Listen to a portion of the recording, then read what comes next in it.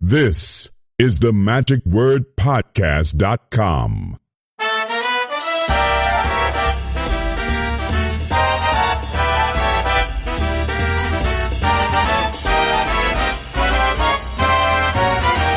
Hello, this is Scott Wells for the magicwordpodcast.com.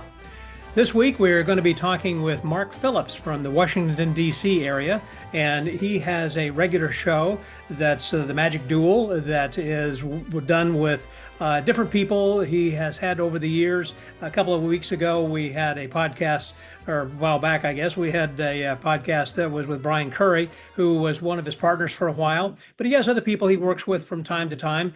And also he is working with the Magic Whirl, which is a magic convention in the Washington, D.C. area. And Brian Curry also has a magic festival that goes on during the Magic Whirl as well. So that is just a lot of fun things that are going on out there in Washington, D.C. area. A lot of magicians, great magicians out in that area. But Mark perhaps might be a name that is known to you if you have been to a trade show, and perhaps you may have seen him work. He's been doing this for a long number of years and has a vast experience. And so we talk a little bit about the Magic Duel, and then we're going to be getting into talking about trade shows. So if you're still thinking about getting into trade shows, you haven't done this before, he's going to give you a little bit of advice about what it's like now, how things maybe have changed, and perhaps how to go about trying to find your first trade show as well. So please enjoy this week's episode with my guest, Mr. Mark Phillips, here on The Magic Word. Today I have with me another person actually from Washington, D.C. We spoke just a couple of weeks ago with Brian Curry from the Washington, D.C. area, and now I've got somebody actually who's kind of a partner of his who works with him on the Magic Duel, and that's going to be Mark Phillips. Now, Mark not only is a very busy professional performer in the Washington, D.C. area, as is Brian, and also the two of them, again, working together, but also I've known Mark for a long number of years as being a very successful trade show magician, and I believe you're part of the Bill Hur's group also, that being booked to different places around the country. Occasionally, yeah. Occasionally for these really high-end and great opportunities to work for other corporate clients as well. But he is, again, just a great trade show magician, and I want to talk a little bit about that during our chat here today, and kind of discuss how things have changed since post-COVID. A lot of things have changed. We've spoken with Paul Gardner and a few other people from time to time, but not really in the depth that we hope to go here a little bit then today. So please welcome my guest today, Mark Phillips. Hey there, Mark. How are you? Hey, I'm doing great, Scott. Thank you very much. Pleasure to be here. I'm so glad that we got a chance to talk with each other, because I know that you really kind of keep on the road quite a bit. Again, when you are home, you've got the family life and everything else kind of going on, and then working with the Magic Duel with Brian. Well, things have changed a little bit. I mean, the Magic Duel has become such a big part of my work. I'm really backing off a lot from trade shows. Are you really? Oh, yeah. Yeah. In fact, at this point, I'm really not looking for any new clients. I'm just, taking care of the ones that I have. And, if I get a call from Paul Gertner or Charlie McFarland or, Danny Orleans, and they're double booked or something like that, I'm always happy to step in and help them keep their clients happy. But other than that, the Magic Duel is pretty much a full-time job. Well, and you have been working with Brian Curry for a while. Wasn't there someone else that you are working with now, or you? Yeah, what happened was Brian and I started the show back in 2014, 2015, and we thought it was going to be a close-up show. And after a month, we kept selling out the venue that we were in, and it became clear this is, we don't have to have this as a close-up show. We can make it bigger. And so we had to find a bigger venue, and we did, and did it for about 5 years together. And then Brian decided he wanted to branch off and do his own solo show, which is what he's doing now. It's The Good Liar. The Good Liar, yeah, The Good Liar. And so I basically bought out his share of the Magic Duel, and for about 5 years I was doing it with a fellow named Ryan Phillips, who is no relation, oddly enough, but that was a good running gag in the show, the fact that we both had the same name. And Ryan has been working for about the past 8 months with Vinny DePonto and doing his off-Broadway show up in New York City, which just closed. But Ryan is a trained theater actor and young guy. And, I kind of knew in my heart that at some point New York City was going to call him. And, so I'm happy to support him in his decision to be up there and try his hand at both theater and magic. So yeah, I've had a couple people filling in. A great mentalist named Michael Johns, who's here in the DC area and just recently went back to Michigan. He's originally from around Detroit. And also Meadow Perry, who I'm sure most of your listeners are familiar with, the bubble magician out of Philadelphia. Meadow has been great to make that commute from Philadelphia and come down and do the show with me. And it's a really different dynamic to have a woman in the show. And so it's a lot of fun to have someone who can, outsnark me, which is the way it has to be. I can't be punching down, as they say. So I have to let her win, and that's fine. That's what I was going to say. It seems like between two guys or two ladies, I think that they could have one dynamic. But if there's a man and a woman, you're right. It would be you'd always be the perennial bad guy. Yes, exactly. That's okay. I'm fine with that. I'm fine with being the straight man. I like writing the punchlines, whether I get to give them or whether someone else gets to give them. That's fine with me. Right. I know that the Washington, D.C. area seems to be rife with a lot of really great magicians in and around the area. And of course, I failed to mention that you host the Magi Whirl and have been doing that convention for a few years. And so that brings in a lot of people who are local as well as, it's just first of all, Washington, D.C. is a pretty good hub and located not that far from Baltimore and a lot of other places that people can drive in as far as the East Coast goes. So you probably have pretty good talent that kind of works in there with the Magi Whirl. I know it's coming up like August the 29th through the 31st. That's like an annual event, is it? It is. And that's coming up at the end of August in conjunction, actually going back to work with Brian Curry and the DC Festival of Magic that he created a couple of years ago. Of course, after COVID, things changed so dramatically on so many levels. And Ring 50 had been doing Magi World for many, many years. And, we're going to be starting from scratch. And, some of your listeners may know how dramatically venues changed because of COVID. And we just thought, hey, here's a shortcut. Brian is bringing in these great performers and they're doing their public shows. Is there a way that we can team up with him and have those same great performers do lectures for us and bring in some dealers as well and some socializing and get the Magi World back up again. And we did it last year for the first time and it's going great. Well, magic festivals are popular over in Europe and not so much in the United States. And so it's slowly starting to get some legs, I guess, and kind of pick up and start to roll. But just to explain what a magic festival is, just like other music festivals or whatever else, it's something that is for the public. And so there again, because you do have a good base of magicians in the Washington, D.C. area, you've got a lot of good people to call on there locally, because I assume that there's like street performing as well as, of course, the evening shows. It's not like a convention where you would have lectures or anything. So festivals in general are different. Can you tell me, I should have asked Brian a little bit about this, but tell me something. The festival is designed for the public. And the performances that the stars are giving are their full acts, their full hours, and sometimes, even more than an hour. And that's great, not just for the public, but it's really great, I think, for magicians, because we magicians, when we go to, the Castle or go to Chicago Magic Lounge or even a convention, most of the time, we see someone do 10 minutes, 15 minutes, maybe if we're lucky, 20 minutes. And so we're only seeing a little tiny piece of what they do. And when you see them get to do their whole 60-minute show, just like Brian and I, when we created our shows, you see how they build the structure of the show and how you have something fast, something slow, something serious, something funny, how you mix it up, how you keep the storyline going. Sure. And you just can't see that in 15 minutes. So it's great that not only the public, but also the magicians coming to Magi World have the opportunity to see that long form structure. Now you're talking about like the evening shows that are available for the public, but there are other kinds of things going on in the festival.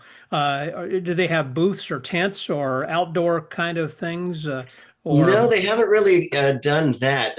At this point, it's mostly the big performances. He does I see. have, not only do we have evening performances, but he brings in typically a children's entertainer or a family entertainer Hmm. to do a couple of shows on matinee shows as well on that weekend, so that they get some coverage as well. But at this point, it's mostly just those formal shows. I would just think that an additional thing they could use would be to have performers working in restaurants. So this way that they're also promoting the festival to say magic is happening everywhere throughout, and we will provide magicians to the restaurant during this week or period of time, just right now, and helping to let people know that this is a magic city and things are happening. And also we've got these other shows that are going on, but having that just to have that magic feel everywhere that people go. Yeah, no, it's a good idea, especially since the magicians that are coming to the hotel, they want to have places to go and hang out that aren't necessarily just in the hotel. Sure. This is we're still the both the new Magi Whirl and the Magic Festival are still kind of in their infancy. So I think Hmm. when things get steadier, they'll be able to look into bigger, spreading out That like could be that. something. I Yeah. recall some years ago also that Mac King and Lance Burton had done something, I believe, in their hometown there in Louisville and tried to put together a festival. I don't know. I don't think financially it worked out, and I don't think that they continue to pursue that in future years. But anyhow, they were trying that, and it sounds like you've got a commitment and have done that, and he has found some success. Brian has, and is Yeah. continuing to work with that. So, yeah, it can continue to grow. And I think also, of course, you're looking at a tourist town. Well, Nashville is a Yeah. tourist area. It's a Yeah. destination city as well, and certainly people come to DC for the museums and so many other things. It's just a great place for people to visit. Yep. And it's during the summer, so the school's out and they True. can bring their families. Yeah, that's right. I just think that that would be a great time. When you have worked with the in developing the Magic Duel, Mhm. uh, was the original thought that you wanted to have? I mean, was it a two-person thing from the very Yes. start? Yep. Okay. Yeah. It was, we, it's funny, all of the original ideas we had, we thought, okay, this is a great, hook for us to have for the first year. And then, next year we'll come up with a new idea and, we'll keep changing it. And we suddenly realized this is such a great hook. Hmm. We should hang on to this because people don't necessarily know what a magic duel is, but it sounds interesting to them. Yeah, dueling banjos, but I don't think about Yeah, dueling whatever it magicians. is Yeah, they're imagining, or dueling wizards, Harry yeah. Potter and Voldemort, and all those kinds of things. They just think, wow, that's an interesting thing to have, to watch two magicians, you know, challenge each other, and then they find out more. They find out, oh, and we get to pick the categories of magic that they have to do. Oh, Oh, that's that's interesting. interesting. Oh, and there's going to be lots of interaction, of course, Hmm. right? And we get to vote for our favorite, and so it even becomes it's kind of a mix between a sporting event, a reality show, and a game show. It has all of those different aspects to it that Hmm. people are familiar with, and we can take the best from each of those and get the audience involved with them. And as I understand it, during the intermission, they get to vote. Yep. Is that right? Yeah. Now, this is another thing that we had absolutely no idea how valuable this was. It's a really fun thing for them to vote, and they vote on their phones. They go to a page on our websites, but we didn't realize that when they're doing that, we're getting their email too. And that was how we built our email list, which Hmm. now is 10 years old and thousands of names. And it was just a fluke that that we thought, oh, this will be fun. We'll let them vote, and then we realized, oh my gosh, we have done a really clever marketing thing that we didn't even realize we were You doing. stumbled into something Yeah, we accidentally, did, we kind did of a thing. lot of that. There's a lot of happy accidents that were associated with the show, I have to say. I know that Brian also is known as being a mentalist and a comedy mentalist. So when you were doing something and you were competing against each other, does he throw down something okay, and then you have to do a mentalism kind of thing, or do you do magic and or? We actually have these category cards that the audience members literally get to pick what the next round is going to be. Now they don't have as much of a choice on the opening and closing tricks as Yeah, they might think they would, because we know what they have to be to keep the show in the structure that we want. But sure. there is some, they do actually have some opportunities to pick these different random categories. So we do have to be up on our repertoire of different categories. And so we have things like street magic, sleight of hand, rope magic, escapes, mentalism, of course, and then we always end with the classics, which gives us a lot of leeway on what we want to do in that round. Do you also explain a little bit about history to the audience? In other words, do you talk about Houdini or Maskelyne or Vernon or anybody? I mean, do you bring in some of the people who have made our art in order to kind of instruct them so that way they are educated a little bit more, or just entertainment? It not to any real degree. I mean, their Hmm. names, a lot of times their names will get brought up, particularly if it's a trick of theirs, and it's in the classics. It's good for us to bring them, at least give them some name recognition. Sure. But the show is more character driven. The conflict between what has always been a younger magician and me being the older magician, and Hmm. you know with Ryan Phillips, it was a much greater degree of youth versus age, and now with Meadow, it's male versus female, and with Michael Johns, it was mentalist versus magician. So that gave these different little themes that we could bring Hmm. up to make people think, oh, that's interesting. This is different. Right, right. And you're also showing the audience different aspects or sides of magic, that is not all one thing. Yeah, no, that's true. That's Hmm. true. What about, I was going to ask, during COVID, when when we went into lockdown, Yeah. did you perform online? Did you do much? I know different people took different positions. That is, some embraced it and started doing shows. Some kind of just stayed to themselves and didn't do anything and just said, "No, poor me." But what did you do? No, we absolutely did virtual shows. It was it was a lot tougher because there wasn't a central place that people could look to find what virtual shows there were. So it was, to find your audience, you were starting not only from scratch, but starting in a medium that you weren't used to working in. So while we were really happy with the show, we never really got the reach that we were hoping for. We just never found a way to get the people to find us that we hoped they would.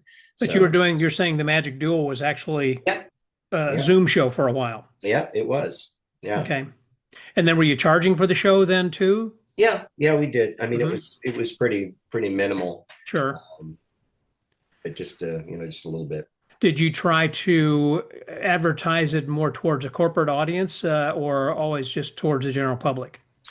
Just the general public with that. Yeah, we did have, ultimately we did end up getting hired by several different corporations, and also things like apartment complexes. Some of them Hmm. found us somehow and said, yeah, we're organizing these things, and we broadcast it through our closed circuit TV to Oh. everyone. It's like, oh, okay, well, good for you. Thanks for finding us.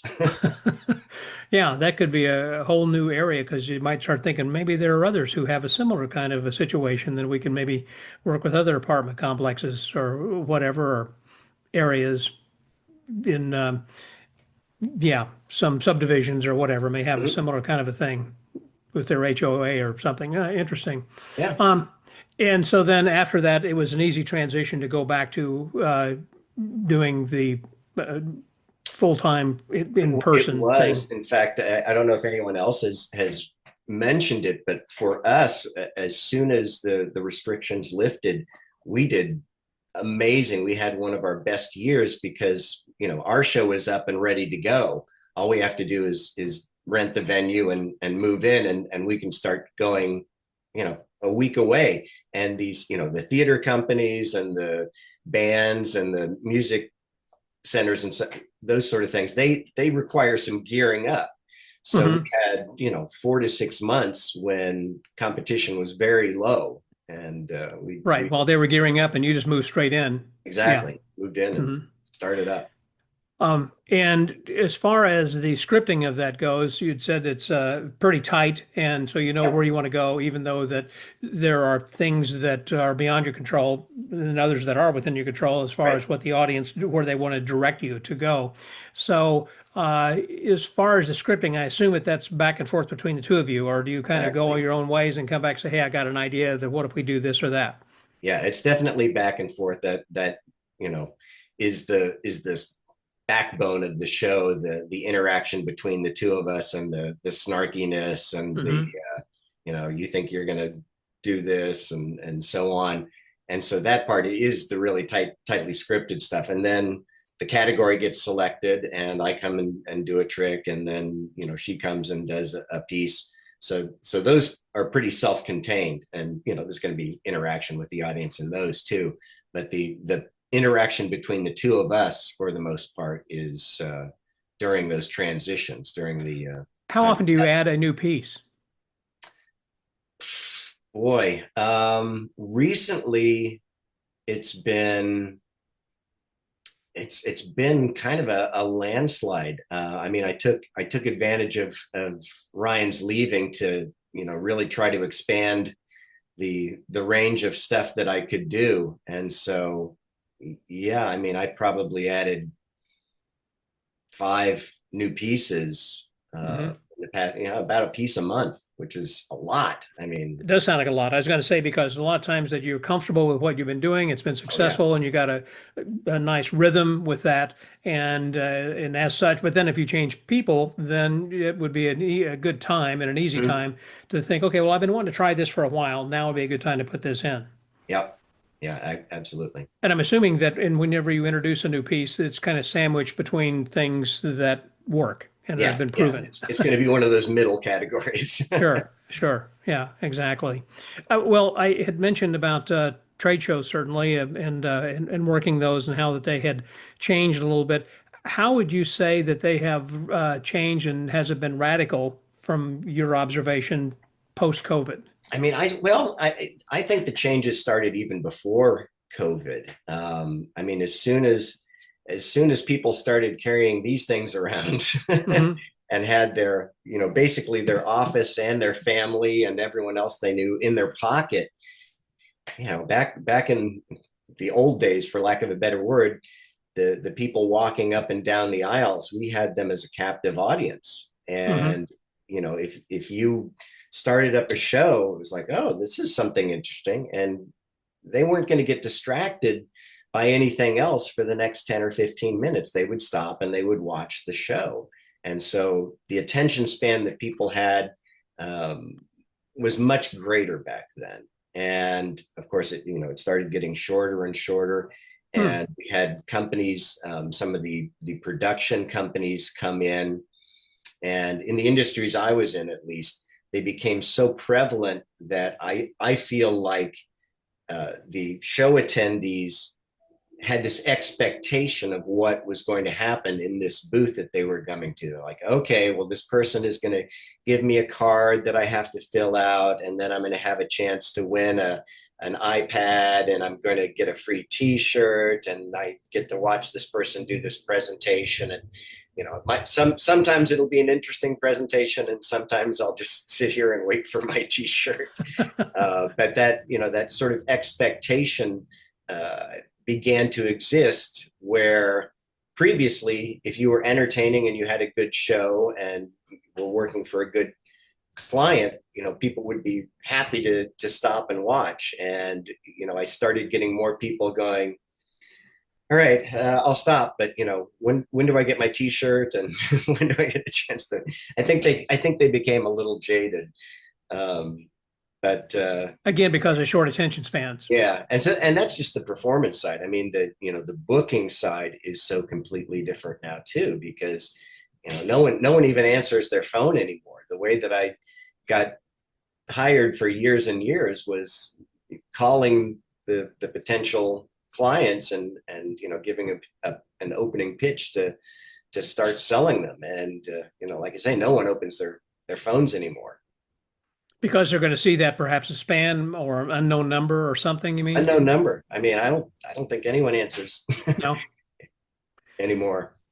That's true. And then once you leave a message, they can decide whether they want to call you back or not. But Yeah. it's not the same to leave a message No. because, yeah, they're rarely going to call you back for a cold call, Have to like be that. really, really lucky and have, hit the nail on the head with a need that they happen to have. Well, it's similar then in trying to send them an email where you're trying to say, well, can I set up an appointment to come by to visit with you? Yeah. Because, making cold calls is one thing, but you've got to set that up to make sure they're going to make some time to see you or have time. You don't want to necessarily show up in their office, which now it sounds like from what you're saying, I don't know how to get around that other than just kind of camping out in their lobby and saying, hey, is so-and-so going to be available later? And I want to talk with them. Yeah, I think it's being out there as much as possible so that people can find you, having a Hmm. a really big presence on LinkedIn, so that when marketing people are looking for marketing ideas, you happen to pop up. And having a big web presence and good SEO, and people that know how to keep you getting hits when people are looking for trade show ideas, or trade show marketing programs, whatever the keyword happens to be that is working for you at the time, and that the industry is excited about at the time. So when you're talking about LinkedIn, that's something that you feel like that you need to be working on a regular basis or updating every day and saying what you're doing or I, giving some marketing advice I, or I would say, definitely do what I hear and not what I do, because what I do is minimal. okay. But the people that are the people, not just in the trade show business, but people who are business to business salespeople, and derive a lot of their work from LinkedIn. Yeah, they're on it all the time. They're on it, creating content, and writing articles or books, or getting things different. Podcasting, another huge Hmm. way to do it. Yeah. And the podcast doesn't have to be long or of any length. I mean, really 10 minutes or in and out, basically, because Yeah. again, going back to short attention span, a lot of times people may just want to hear a little snippet or something. And even my podcast, I know people listen to at one and a half or maybe even two times the speed in order to get through something for quickly. But that's interesting that they would have podcasts that they would be using in order to help promote themselves then as well. With the with LinkedIn also, I would think it's not something you could just lay out there and hope that somebody finds you. That's why I think you do have to be proactive. Is there Yeah. some sort of an SEO for LinkedIn as there is with web pages? I mean, there are probably dozens of people and companies whose expertise is in helping their clients get more visibility on LinkedIn.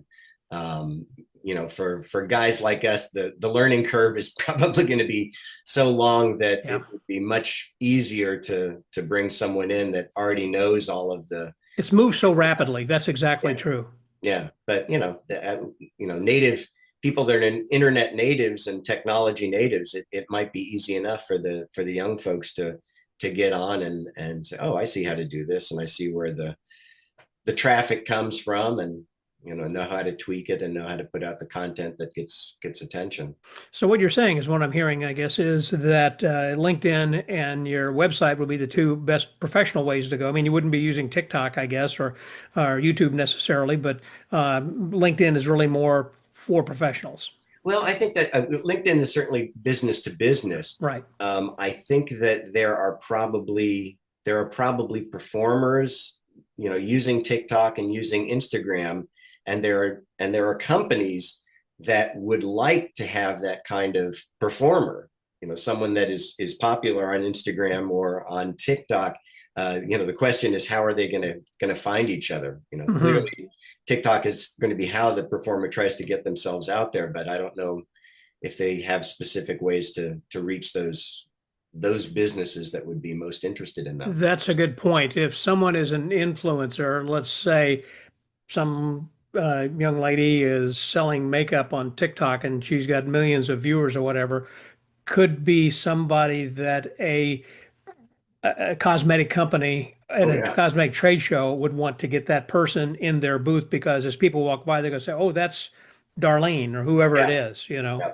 I haven't been to Consumer Electronics Show in a long time, but I'm sure that there are tons of YouTubers that are there in different booths that Hmm. just so that they can get recognized, and that are known for their technology reviews or their tweaks and teaching. Right, that others, you and I may not know, or people who are not Exactly. watching that all the time. Yeah. But yeah, for the younger group, and it seems like also obviously that the uh, professionals, I should say, the executives who are making the decisions with these companies are younger and younger. Yeah. Oh, yeah, absolutely. A funny aside. We were talking about doing the virtual shows during COVID. Yeah, I have a son who's now 17 and a daughter who's now 22. But take 5 years off of that, and they're both right smack dab in their teenage years, and they see me working on this virtual show, and to them they're like, this is just like the streaming stuff that we watch all the time.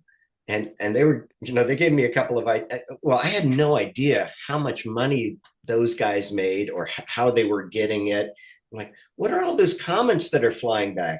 And she goes, oh, well, people pay just to get that up there. And I'm like, it lasts 3 seconds. They're paying money just to see their name and a couple of words go by for 3 seconds. She's like, yeah. And it goes through the entire hour broadcast or however long they do it. So I'm like, well, clearly I'm never going to understand what I'm doing, what they're doing on that level, but I'll Right, see if I can stay in this little lane here and right. another show that I like.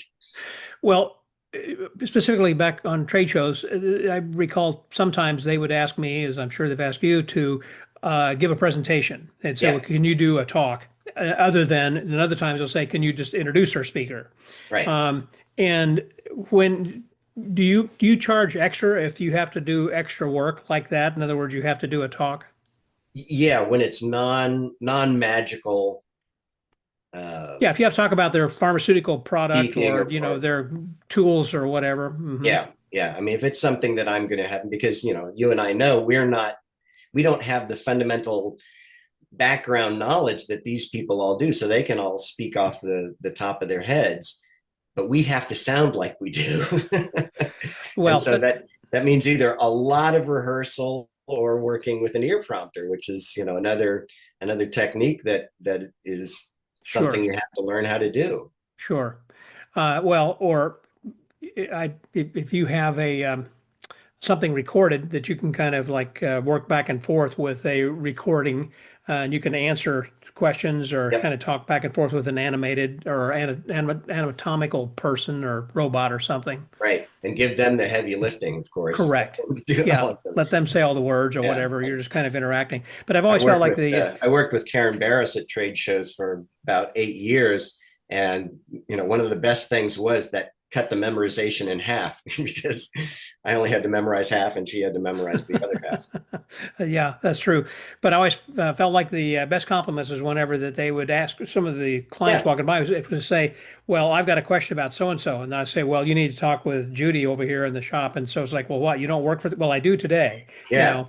But That's the you're saying stuff with such authority because you have exactly. learned just a small part enough to get people to walk into your space, which is what you're basically trying to do to seem as if that you have that kind of knowledge base. It's a bonus illusion that we've created that they have no idea is going on. That's a good way of putting it. A bonus illusion. That's exactly right. They think that it was something that we know. Yeah, I remember had one president say to me one time, "I think you know more about our product than, and certainly about our website, than what my employees do." Yeah, yeah. It definitely tells you that, well, maybe your salespeople need to practice a little more. Now, I kind of know the answer to this next question, but just for others who might be interested in knowing more about putting together a trade show pitch, if you will, um, do you come up with the trick first and then work the message around it, or vice versa? In other words, if they want you to have a particular message, we're trying to talk about Right. the quality. We got a brand new car that's coming out or whatever, and it's going to have 5 wheels instead of 4. We want you to talk about whatever it is. Do Right. you look at the product first and then put the trick around that, or vice versa? What I did is I had, a repertoire that I knew worked well at the trade show. And I also knew that these particular tricks were ones where I didn't have to explain a lot of what was going on. Hmm. Cups and balls, the linking rings, Very visual. classic things like that are visual, that you don't have to explain what the procedure is. And what that does is it allows you to speak about other things. So I had, these types of things. And if you have something that is going to increase in, something, cups and balls is a great one because you've got these small balls that get big. If you have these features that are now linked together, then the linking rings is a great way to do it. So whatever the message was, I could typically look at my range of material and say, okay, well, that would be a good fit in this trick. That would be a Hmm. good fit in this trick. Hmm. And do you ever show your client what you're going to be doing beforehand, or is it a kind of a surprise for them when you show up and you start performing? I mean, they've hired you, they know they're getting a professional coming in, Yeah. but do you ever get vetted saying, okay, well, let's see what you're going to do first, and let me hear your pitch? It depends because, a lot of times they will have seen the reason you got hired is because they Sure. saw you previously. So in that case, there's really no pressure. But a lot of the time, the first time you're working for a company, they're like, okay, well, the show opens at 10, be here at 8 so you can run run your show through for the staff. And yeah, that was always a little stressful, but they're not expecting anything close to what they get. And so That's true. even with a couple of mistakes, you still usually overwhelm them and get them on your side right away. That's true. Yes. I remember one time there was a company up in Canada that said, well, there was a 3-day show and said, we'll use the last 2 days. We want to compare the first day without you to the next two That's days. interesting. Yeah. And by 10 in the morning on that first day that I was there, they said, you brought in more traffic than we had all day yesterday. Yeah. So, Yeah. I mean, obviously, I mean, it could have been anybody that was there. It was just, they kind of felt like, no, we've been using it for a long time, and management had said, okay, we're going to try something different. And they said, well, but this has always worked for us this other way. Yeah. And so, yeah, they just proved that the magician actually can add something. Yep. Yep. That's nice. That's nice that you got that I've proof. heard some people say also that magicians really take away from what am I trying to say here? They're too loud, and also they create too much of a crowd in front of an audience, in front of a booth, and so the other booths will complain about the size of their group. Yeah. And isn't that what we're trying to do? Is to generate more traffic and get them at the booth and into the past the barrier? Yeah. Well, I always had a few, policies when I worked. The first one was to be a good neighbor Good because, point. all of these people around you are potential clients. That's exactly right. Is They're the watching you first too. thing. Yeah. And then the second thing is always represent magic in a good way on the show floor, because the company or the umbrella organizations that are putting on the trade show, they don't have to allow magicians out there. And there are examples of trade shows where a magician or some other type of performer has been unruly or obnoxious or rude to the neighbors or too loud or put their microphone on someone else's channel and not cared about it. And they just say, well, then fine, no magicians. So I certainly don't want that to happen. I want us to look like we're a good member of the trade show family and a good influence on what's going on. So those were all things that I had in the back of my mind when I worked. That's a good idea. Another one, I guess, as you're saying, being a good neighbor is actually going around before the show kind of begins while everyone's getting their booth put together is to talk with the other people saying, look, if I'm a little bit loud or too much traffic or whatever over here, just let me know, what's going on. So this way that you're proving that you are sensitive to what's going to be happening. Yeah, particularly at shows where there was a lot of different presentations in the booth. If you're across the aisle and you look and you're like, there's the theater that this other company has set up, it's a lot easier to go over and go, I'll do on the hour and you do on the half hour, or I'll do the 15 minutes and you can do the hour and the half hour, and then everyone wins. Not only do you trade slightly back and forth with each other's crowds, but you don't make others' lives miserable. You were talking about the Consumer Electronics Show, and I know at that point there are like a dozen magicians or so, around there. And there have been some other shows we've been to where there are other magicians. They're not competing, but they're, they're saying, hey, there's another magician over at so-and-so's booth over there. Do you ever go and talk with them before the shows begin to say, what's your set? Or are you using this or that or a book test or whatever?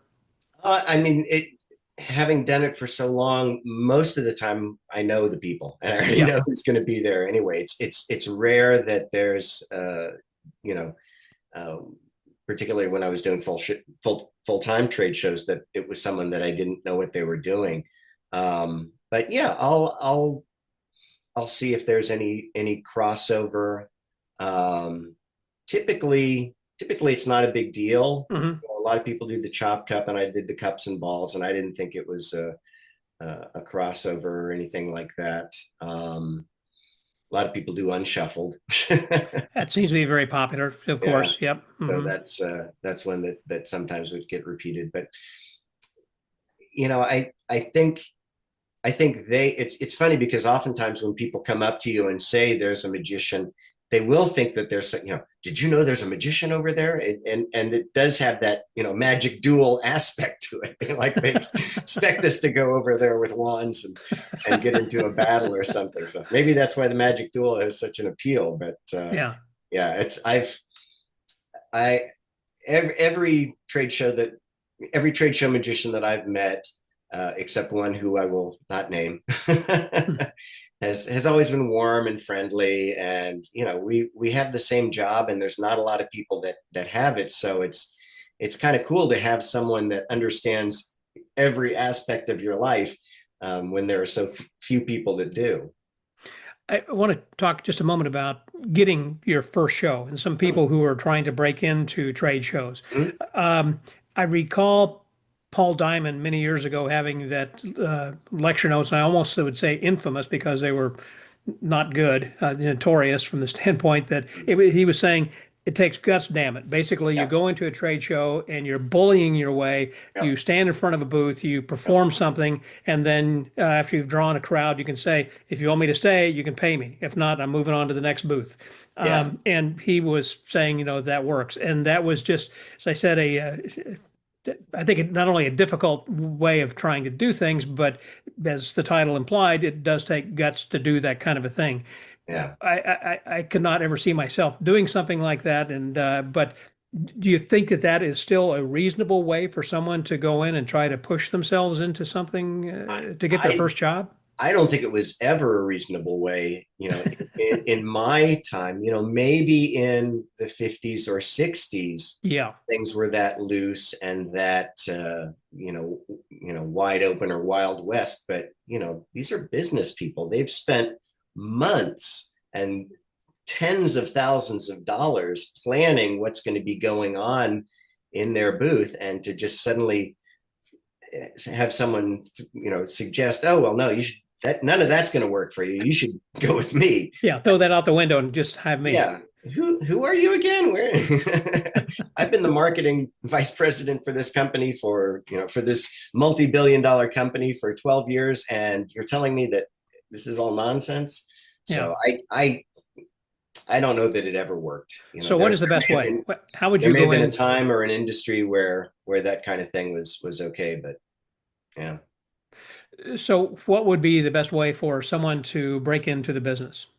I can only tell them the way that I did, and the way that I did is almost the exact opposite, because I did realize that, this is business, and I don't know anything about business. I did not study business in college, and my dad was in the Army, so I didn't have any background with that either.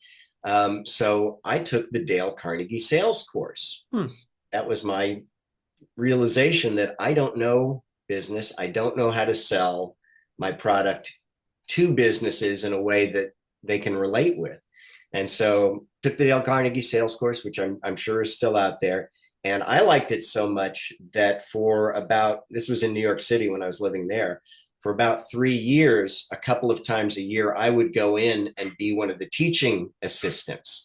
So the instructor would be teaching the course, and then you'd break up into smaller groups, and I would be one of the guys that was helping to lead the smaller groups. And I got my pitch pretty good and figured out where I could plug in a couple of magic tricks to make it even more dramatic. And that was the process that worked at that time, which was the late 80s, 90s, and aughts, back when people answered their phones and you could give them a couple of benefits and find out what their needs were and see if it was worth their time to meet with you. And then once they did, that was when you got to do the sales presentation.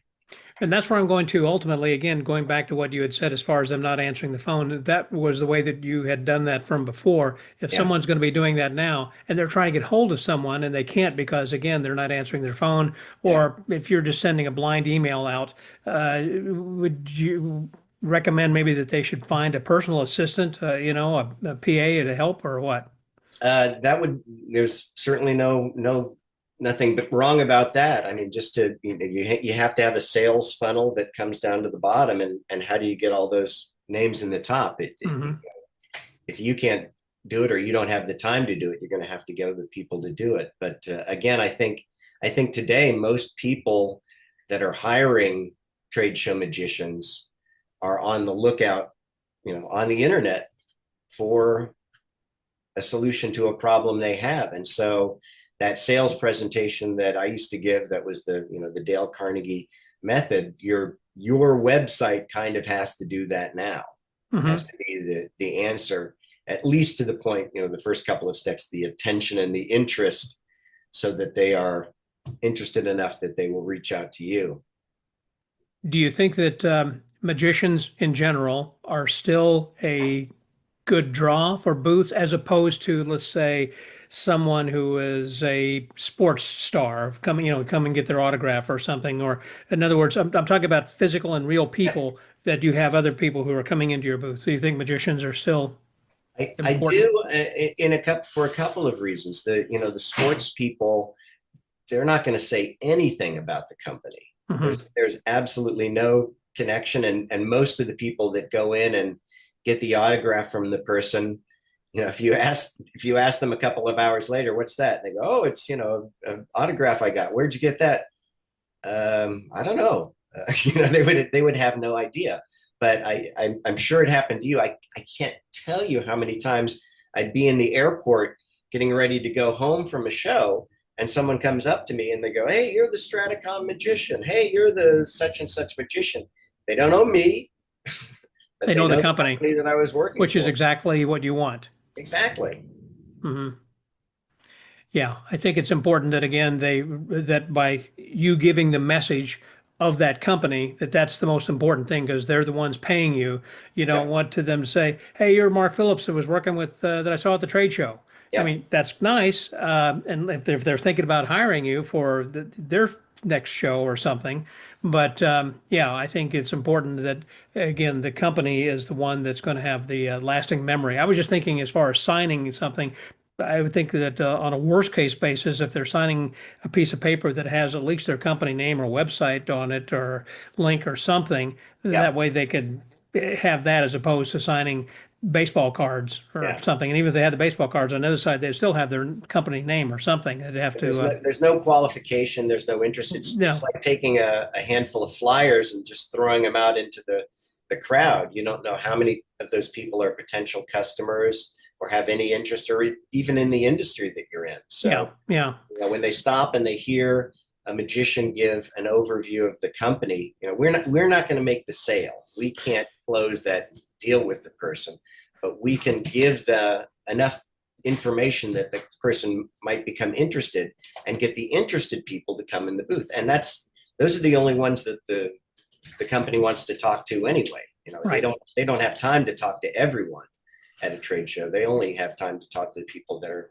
interested. What about prize wheels? I'm talking now just about just games in general of giving away things like you were talking about, signing your name on something and putting in a fish bowl to Yeah. get an iPad or something like that, as opposed to hearing a magician talk. So in other words, if you could say, look, instead of buying 12 iPads or something, why don't you hire me as a magician? You can get a lot more bang for your buck. How would you go about trying to convince them that this is a better way of soliciting business? Yeah, I would focus on that, on the qualification aspect of it. If you have a wheel and you're giving away an iPad, everyone's going to want that.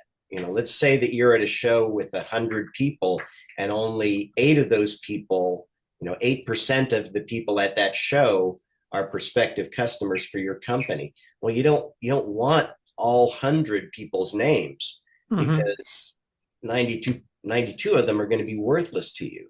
You True. want to reach as many people as you can so that the 8% will come into the booth and ask for more information. You want them to either address right there at the show or to follow up with later. And time is money for these people. They don't have the time to go after everyone. I mean, literally, I've heard tons of stories of companies that said, we got so many names at this show, we just tossed them in the trash afterward Hmm. because they couldn't waste their time I've heard that sifting through them. time and time again. They'll have that fishbowl. It's like, I don't know what to do with all these. And so they do nothing with them. I mean, they don't put them into a database. They don't follow up. The best thing for someone to do, really, if they wanted to do something that would be easier for the company, would be for them to type in their name into some sort of a database that would go into a wheel or whatever it's going to be, as Yeah, opposed to writing it down, because that's an extra step that someone is going to have to put some data entry into that. And it's kind of like, it's not worth our time because 95% of these are not really qualified candidates. exactly.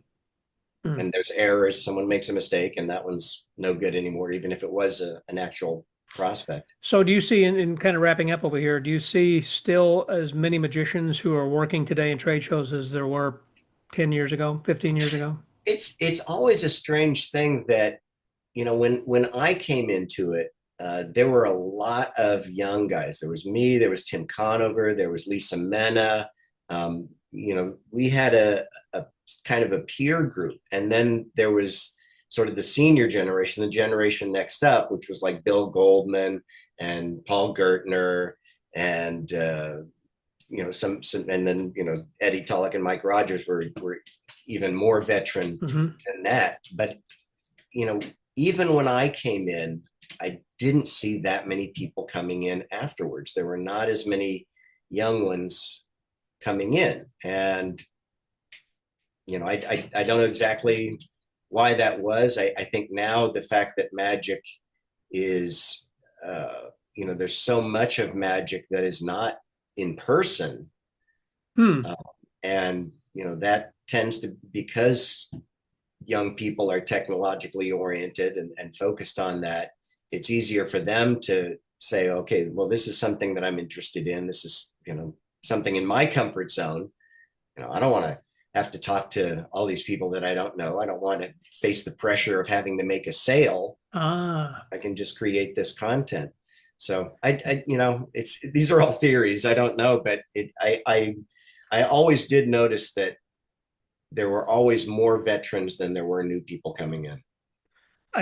that's pretty true. It seems like you've named most of them, and you're right. I think perhaps a lot of people prefer to just put something on YouTube or on TikTok Yeah. and stay at home in their mom's basement.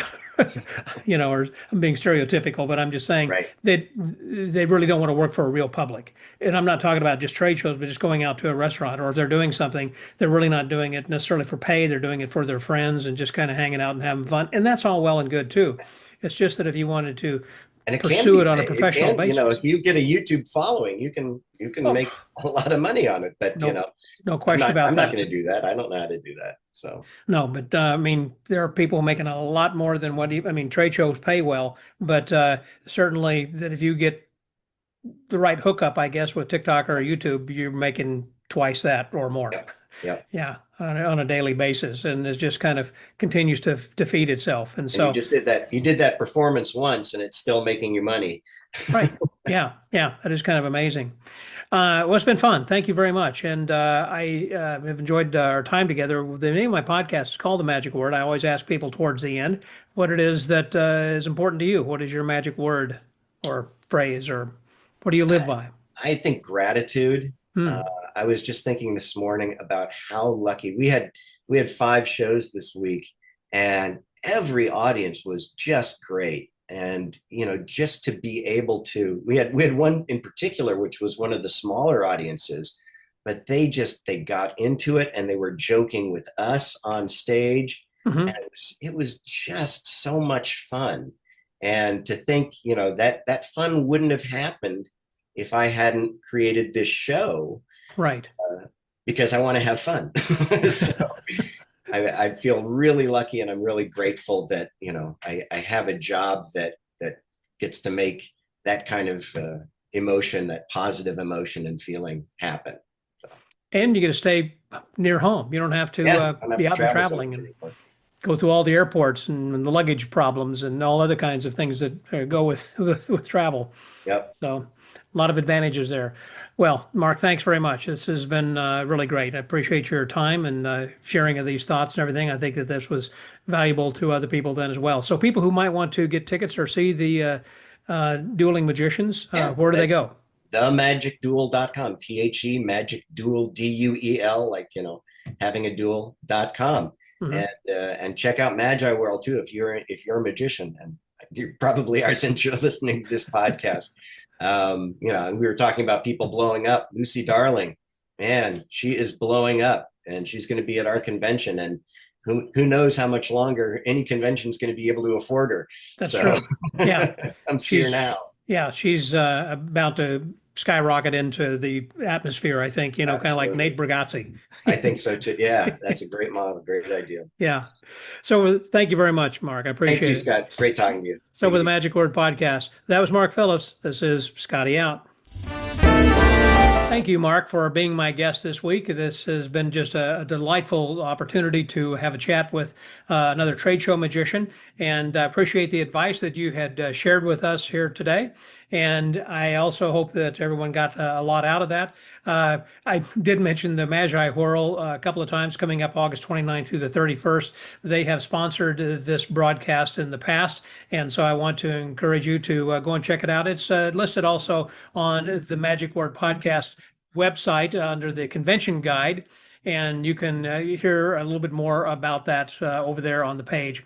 And also, I want to recommend, if you have not signed up for the pod letter, please go to the magicwordpodcast.com, and there should be a pop-up that will come up and say, sign up for our newsletter or pod letter, as I like to call it. And this way that we keep you up to date on what's happening from week to week, and also some suggestions from the archives.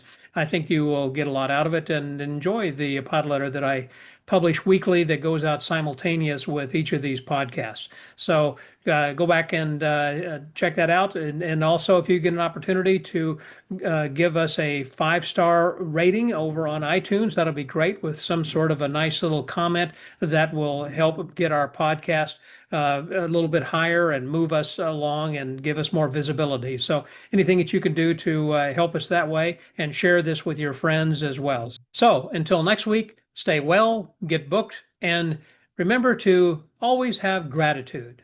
This is Scotty out.